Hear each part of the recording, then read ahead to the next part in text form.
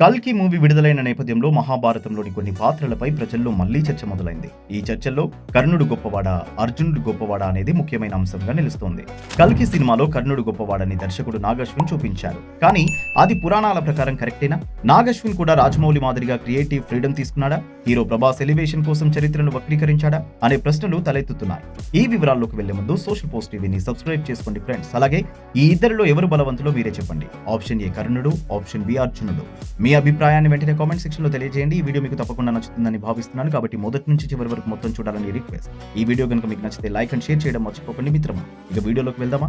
Latest గా release అయిన కల్కి మూవీలో హీరో ప్రభాస్ ఎంట్రీ సీన్ ఒకటి ఉంది. అది అర్జునుడికి అశ్వత్థామకి మధ్య యుద్ధం జరిగే సన్నివేశం. అందులో అర్జునుడు అశ్వత్థామ పైకి బ్రహ్మాస్త్రాన్ని ప్రయోగిస్తాడు.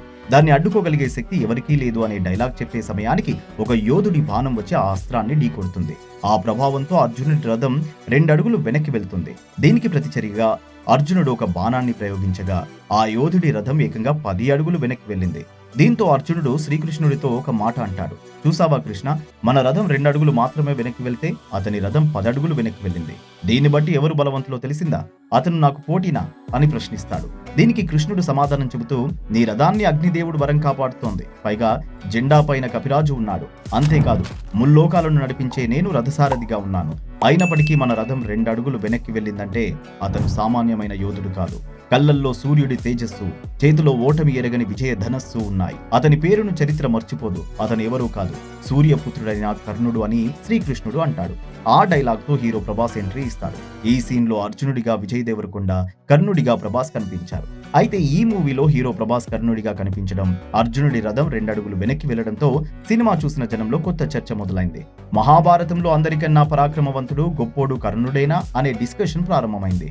సినిమాలో చూపించిన ఈ సన్నివేశం వ్యాస మహర్షి రాసిన పురాణంలో ఉందని చాలా మంది అనుకుంటున్నారు. కానీ సినిమాలో చూపించింది వేరు, పురాణాల్లో ఉన్నది వేరని వాళ్ళకి తెలియదు. పురాణాల్లో ఏముందో ఇప్పుడు చూద్దాం. వాస్తవానికి మహాభారత యుద్ధంలో అశ్వత్థామకి అర్జునుడికి మధ్య యుద్ధం జరిగేటప్పుడు అక్కడ కర్ణుడు లేడు.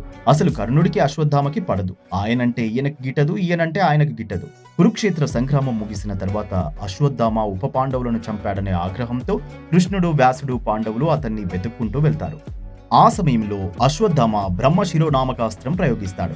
దాన్ని అడ్డుకోవడానికి అర్జునుడు కూడా అదే అస్త్రాన్ని వదులుతాడు. కానీ నారదుడి సూచనలతో శ్రీకృష్ణుడు చెప్పాడనే ఉద్దేశంతో అర్జునుడు తన అస్త్రాన్ని వెనక్కి తీసుకుంటాడు. అయితే అశ్వత్థామకి ఆ అస్త్రాన్ని ప్రయోగించడం మాత్రమే నేర్పిన ద్రోణుడు ఉపసంహరణ నేర్పలేదు. ఒకవేళ వెనక్కి తీసుకున్నా అది అశ్వత్థామ ప్రాణాలకే ప్రమాదం. అందుకే పాండవుల వంశాన్ని అంతమొందించాలనే లక్ష్యంతోనే అశ్వత్థామ ఆ అస్త్రాన్ని ఉత్తర గర్భంపైకి ప్రయోగిస్తాడు. ఈ సన్నివేశం జరిగే సమయానికి కర్ణుడు లేడు. 18 రోజులు కొనసాగిన కురుక్షేత్ర యుద్ధంలో కర్ణుడు 17వ రోజే చనిపోయాడు. కాబట్టి అశ్వత్థామకి మద్దతుగా కర్ణుడు రంగంలోకి దిగడం అనేది అవాస్తవం. ఇక కర్ణుడు గొప్పవాడా, అర్జునుడు గొప్పవాడా అనే చర్చకు వస్తే కర్ణుడిలో దానగుణం తప్ప మరో మంచి లక్షణం లేదు.